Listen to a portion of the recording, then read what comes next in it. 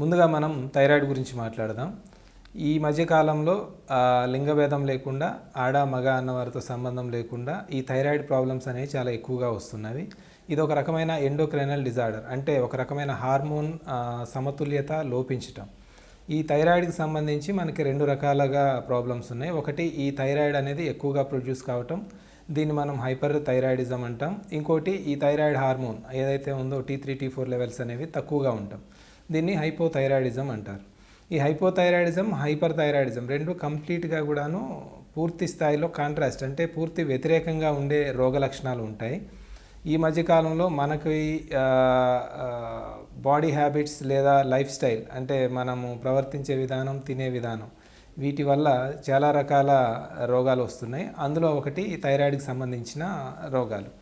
వీందులో ఒకటి థైరాయిడ్కి సంబంధించి auto immune thyroiditis లేదా ఆటో ఇమ్యూన్ హైపోథైరాయిడిజం అని ఒకటి అంటాము. ఇందులో ఏంటంటే డిమాండ్ అండ్ సప్లై వీటితో సంబంధం లేకుండా మన ఒంట్లోని హార్మోన్, థైరాయిడ్ హార్మోన్కి అగైనెస్ట్గా యాంటీబాడీస్ తయారవుతాయి. అంటే ఎలా అంటే, ఇప్పుడు రోగనిరోధక శక్తి అనేది బయట నుంచి ఏదైనా ఒక బ్యాక్టీరియా కానీ, వైరస్ కానీ, వేరే ఇంకేదైనా ఇన్సల్ట్ వచ్చినప్పుడు దానికి వ్యతిరేకంగా పోరాడటానికి ఈ యాంటీబాడీస్ అనేవి ఉంటాయి.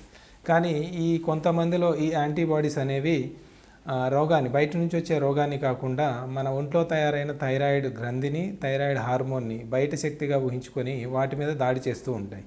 దీనివల్ల ఒకటి, థైరాయిడ్ని ప్రొడ్యూస్ చేసే సెల్స్ అనేవి తగ్గుతూ ఉంటాయి, లేదా ప్రొడ్యూస్ చేసిన థైరాయిడ్ హార్మోన్ అనేది తగ్గుతూ పోతుంది. ఈ ఆటో ఇమ్యూన్ థైరాయిడైటిస్ ఒకసారి డయాగ్నోజ్ అయింది అంటే కనుక జీవితాంతం మందులు వాడుకోవాల్సి ఉంటుందండి. ఇక ఇది మొదటి రకం అనుకుంటే, రెండో రకం ఏంటంటే డిమాండ్ అండ్ సప్లై రేషియోలో డిస్క్రిపెన్సీ. అంటే మనకి బాడీకి కావాల్సినంత థైరాయిడ్ని మన థైరాయిడ్ గ్రంథి అనేది ప్రొడ్యూస్ చేయలేకపోవటం.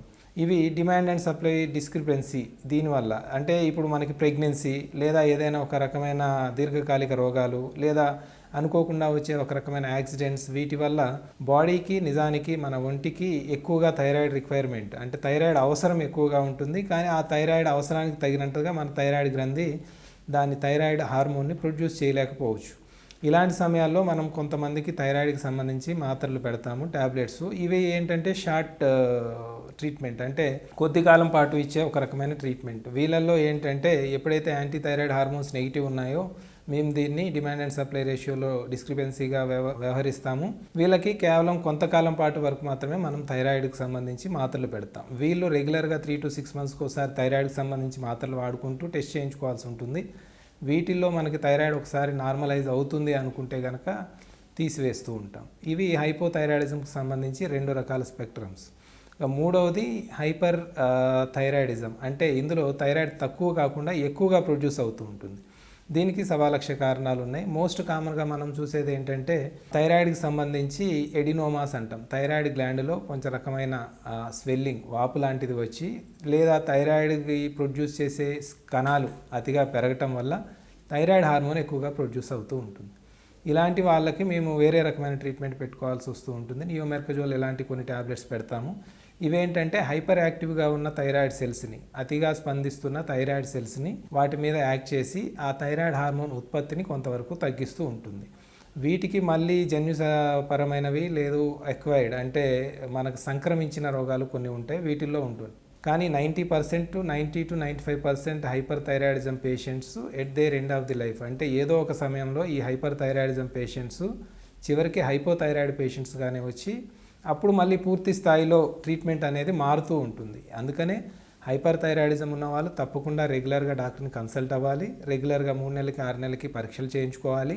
వీళ్ళు హైపర్ థైరాయిడ్ స్టేట్ నుంచి హైపోథైరాయిడ్ స్టేట్కి ఏమన్నా వెళ్తున్నారా అనేది చూసుకుంటూ ఉండాలి. ఏదైనా కూడాను థైరాయిడ్కి సంబంధించిన ఎలాంటి రోగాలు ఉన్నా కూడాను అన్నిటికీ కూడాను 100% చికిత్స ఉన్నది.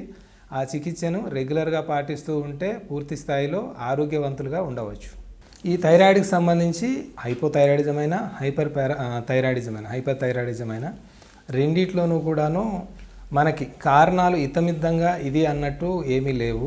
ఒకప్పుడు ఏంటంటే అయోడిన్ డెఫిషియన్సీ వల్ల గాయిటర్ వచ్చి, గాయిటర్ నుంచి హైపర్ థైరాయిడిజం నుంచి హైపోథైరాయిడిజంకి రావటం జరుగుతుండేది. అయితే ఇప్పుడు మనకి ఉప్పులో సఫిషియంట్ సోడియం లెవెల్స్ ఉండటం వల్ల ఇప్పుడు మనం చూస్తే కనుక ఈ గాయిటర్ అనేది చాలా తక్కువ మందిలో కనిపిస్తుంది.